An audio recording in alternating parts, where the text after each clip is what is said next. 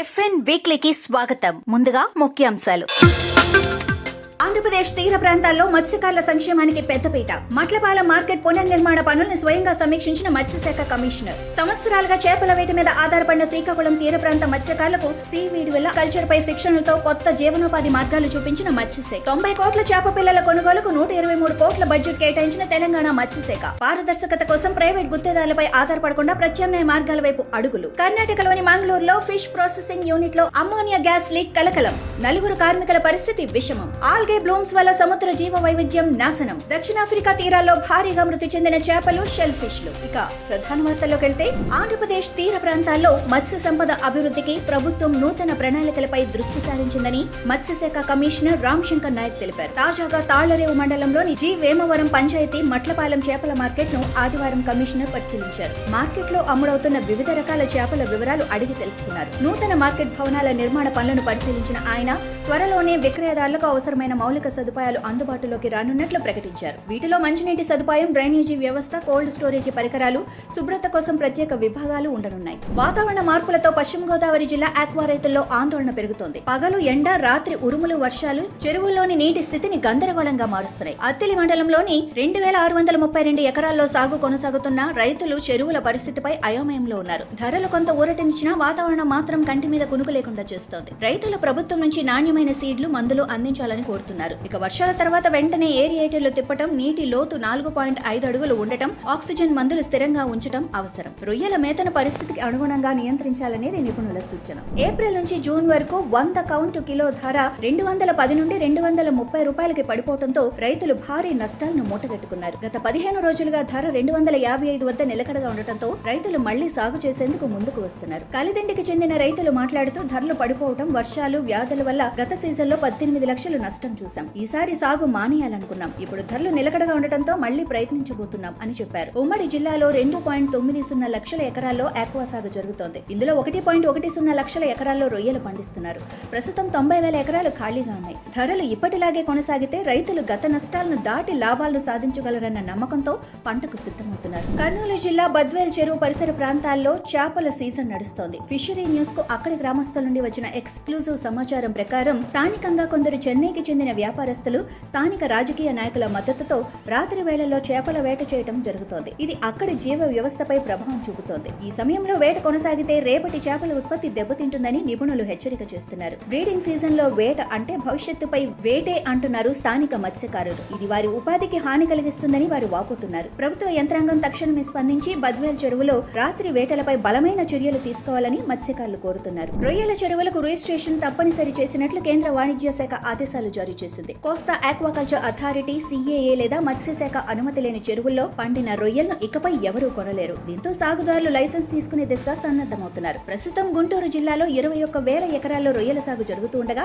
కేవలం 9,632 ఎకరాలకే అధికారిక అనుమతి ఉంది. మిగిలిన 11,368 ఎకరాల్లో అనధికారికంగా సాగు జరుగుతోంది. అయినప్పటికీ ఈ జిల్లాల నుంచి ఏటా 1,175 కోట్ల విలువైన 32,000 మెట్రిక్ టన్నుల రొయ్యలు విదేశాలకు ఎగుమతవుతున్నాయి. ప్రభుత్వం విద్యుత్ రాయితీ కొనుగోలు అవకాశాలపై నిబంధనలు కఠినం చేయడంతో లైసెన్సింగ్ కీలకంగా మారింది. అసైన్డ్ ప్రభుత్వ భూముల్లో సాగు చేసే రైతులకు కూడా ధృవీకరణ పత్రాలు జారీ చేయాలని మత్స్యశాఖ యోచిస్తోంది. శ్రీకాకుళం జిల్లా మత్స్యకారుల జీవనోపాధిలో కొత్త మార్గాలు కనిపిస్తున్నాయి. జిల్లాలోని సంతబొమ్మాళి, బారువ, బుడగట్లపాలెం, ఉప్పాడ వంటి తీర ప్రాంతాల్లో మత్స్యకారులకు సముద్రపు నాచు పెంపకంపై శిక్షణ కార్యక్రమం నిర్వహించారు. మత్స్యశాఖ ఆధ్వర్యంలో నిర్వహించిన ఈ శిక్షణలో సీవీడ్ వల్ల ఆరోగ్య ప్రయోజనాలు మాత్రమే కాదు, ఆర్థికంగా కూడా ఎంతో లాభం కలుగుతుందని అధికారులు వివరించారు. నాచును వాణిజ్యపరంగా ఎలా సాగు చేయాలో, మార్కెట్లో దాని డిమాండ్ ఎలా ఉందో వివరించారు. ఈ కార్యక్రమంలో శ్రీకాకుళం మత్స్యశాఖ ఉప సంచాలకులు వై సత్యనారాయణ, KVK ఆముదాల వలస ప్రోగ్రాం కోఆర్డినేటర్ డాక్టర్ భాగ్యలక్ష్మి, మత్స్య శాస్త్రవేత్త డాక్టర్ బాలకృష్ణ,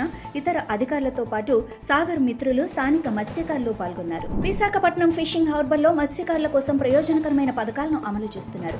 ప్రధానమంత్రి మత్స్య సంపద యోజన కింద 40% సబ్సిడీపై బోట్ ఇంజన్లు, 100% సబ్సిడీపై ట్రాన్స్పౌండర్లు మత్స్య మత్స్యకారులకు అందజేశారు. ఈ పంపిణీ కార్యక్రమంలో విశాఖ సౌత్ ఎమ్మెల్యే వంశీకృష్ణ శ్రీనివాస్ పాల్గొన్నారు. ట్రాన్స్పాండర్లు మత్స్యకారులను సముద్రంలో ప్రమాదాల్లో రక్షించే పరికరాలు కావడంతో ఇవి ప్రాణరక్షక గోడలా పనిచేస్తాయని ఎమ్మెల్యే పేర్కొన్నారు. కేంద్ర పథకాల ద్వారా తీర ప్రాంత మత్స్యకారులకు ఆర్థిక బలాన్నిచ్చే కార్యక్రమాలు కొనసాగుతాయని తెలిపారు. ఈ కార్యక్రమంలో కొంతమంది లబ్ధిదారులు, స్థానిక నాయకులు, అధికారులు పాల్గొన్నారు. అమెరికా మార్కెట్ నుంచి వచ్చిన సుంకాల ప్రకంపనలు మరోసారి ఆంధ్రప్రదేశ్ రొయ్యల పరిశ్రమను కుదిపేశాయి. ఇటీవల కిలోకు 40 రూపాయల వరకు ధర పడిపోవడంతో రైతులు తీవ్ర ఆందోళనలోకి వెళ్లారు. భారత ఎగుమతుల్లో 60% పైగా అమెరికా మార్కెట్ కి వెళ్లే ఈ రంగం ఇప్పుడు ఆ మార్కెట్ లో వాణిజ్య అంతరాయంతో దెబ్బతింటోంది. గుంటూరు, కృష్ణా జిల్లాల్లో రైతులు ధరల క్షీణతతో సేకరణను ఆపేస్తున్నారు. ఇప్పటికే దాణా, విత్తనాల ఖర్చులతో బాధపడుతున్న చిన్న రైతులకు ఇది తీవ్రమైన నష్టం. ఎగుమతిదారులు డిమాండ్ తగ్గుతుందన్న ఊహతో రైతుల నుంచి తక్కువ ధరకు కొనుగోలు చేస్తున్నారు. ఈ క్రమంలో కేంద్ర ప్రభుత్వం తక్షణ జోక్యం చేసుకుని న్యాయమైన వాణిజ్య మార్గాలను సృష్టించాలని పరిశ్రమ నిపుణులు కోరుతున్నారు.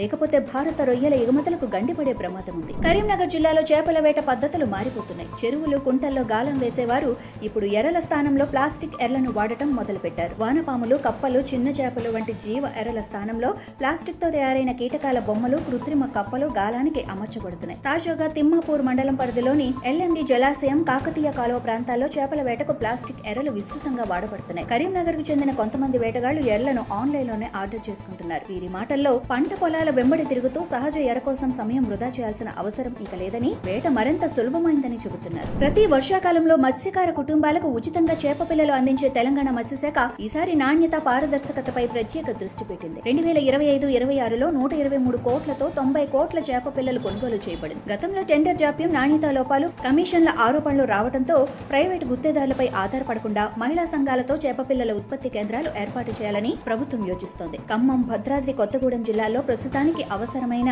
5 కోట్ల పైగా చేపపిల్లల్లో కేవలం 19 లక్షలే స్థానికంగా ఉత్పత్తి అవుతూ ఉండటంతో ఈ ప్రతిపాదన మరింత ప్రాధాన్యం సంతరించుకుంది. నెల్లూరు జిల్లాలో ముత్తుకూరు నుంచి కొవ్వూరు వరకు 40,000 ఎకరాల్లో సాగయ్యే రొయ్యలలో 80% వనామీ, 20% టైగర్ రొయ్యలే. వీటిలో 50% ఉత్పత్తి అమెరికాకే ఎగుమతవుతోంది. ఫిబ్రవరిలో ప్రారంభమైన ఈ సీజన్లో ఏప్రిల్లో తొలిసారి అమెరికా 26% సుంకాలు విధించడంతో రైతులు లక్షల్లో నష్టపోయారు. అప్పుడు ప్రభుత్వం జోక్యం చేసుకుని కనీస ధర 220గా నిర్ణయించగా వనామీ ఈ ధర మళ్లీ 230కి చేరింది. జూన్లో పంట రావడంతో ధరలు తగ్గినప్పటికీ జులైలో మళ్లీ పెరిగి 270కి చేరాయి. కానీ ట్రంప్ సర్కార్ మరోసారి 26% సుంకాలు, అదనంగా జరిమానాలు విధించడంతో ఒక్క రోజులోనే వనామీ ధర మళ్లీ 230కి పడిపోయింది. ఒక్క ఎకరాకు రైతులకు 40,000 వరకు నష్టం వస్తోందని అంటున్నారు. మంగళూరులోని బైకంపాడి పారిశ్రామిక ప్రాంతంలో గల ఫిష్ ప్రాసెసింగ్ యూనిట్ లో అమోనియా గ్యాస్ లీక్ అయింది. సంఘటనలో 4 కార్మికులు తీవ్ర అస్వస్థతకు గురై ముక్కాలోని ప్రైవేట్ ఆసుపత్రిలో చికిత్స పొందుతున్నారు. మరో 25 మంది కూడా వాసన వల్ల అస్వస్థతకు గురయ్యారు. వారిలో 4 కార్మికుల పరిస్థితి విషమంగా ఉండగా ఐసీయూలో చికిత్స జరుగుతోంది. ఒక్క లీక్ శ్రామికుల ప్రాణాల మీదకు తెచ్చింది. ప్లాంట్ లో మొత్తం 200 మందికి పైగా పనిచేస్తూ ఉండగా 4.5 గంటల సమయంలో అమ్మోనియా పైప్ లైన్ లో లీకేజీ గమనించబడింది. వెంటనే అలారం మోగించి కార్మికులను బయటకు తరలించారు. విష వాతావరణాన్ని నియంత్రించేందుకు ఎంసీఎఫ్ బృందం, అగ్నిమాపక సిబ్బంది రంగంలోకి దిగారు. రెవెన్యూ, పోలీస్ అధికారులు ఘటనా స్థలానికి చేరుకుని విచారణ ప్రారంభించారు. దక్షిణాఫ్రికా తీర ప్రాంతాల్లో ఒక తీవ్రమైన సముద్ర సంక్షోభం చోటు చేసుకుంది. ఇటీవల అక్కడ పెద్ద ఎత్తున చేపలు, ఫెలోషిప్లు చనిపోతూ కనిపించాయి. ఈ సంఘటనకు కారణం ఆల్గే బ్లూమ్స్ అనే విషపూరిత సముద్ర శైవలాల వ్యాప్తి. ఈ ఆల్గేలు రెడ్ టైడ్స్ అనే పేరుతో కూడా పిలువబడతాయి. ఇది సముద్ర జలాల్లో ఆక్సిజన్ స్థాయిని తగ్గించి ప్రమాదకరమైన టాక్సిన్లు విడుదల చేస్తాయి. ఫలితంగా సముద్ర జీవాలు ఊపిరాడక మృతి చెందుతున్నాయి. ఇది కేవలం సముద్ర జీవ వ్యవస్థకే కాకుండా సముద్ర ఆహారంపై ఆధారపడే మత్స్యకార సమాజాలకు కూడా పెద్ద ముప్పుగా మారుతోంది. ఇలాంటి సమస్యలు పునరావృతం కాకుండా ఉండాలి అంటే నీటి నాణ్యతపై గట్టి పర్యవేక్షణ, వ్యవసాయ రసాయనాల నియంత్రణ, ప్రజలకు సరైన అవగాహన చాలా అవసరం. ఇంతటితో FN వీక్లీ సమాప్తం. Follow fishery news Telugu for more updates.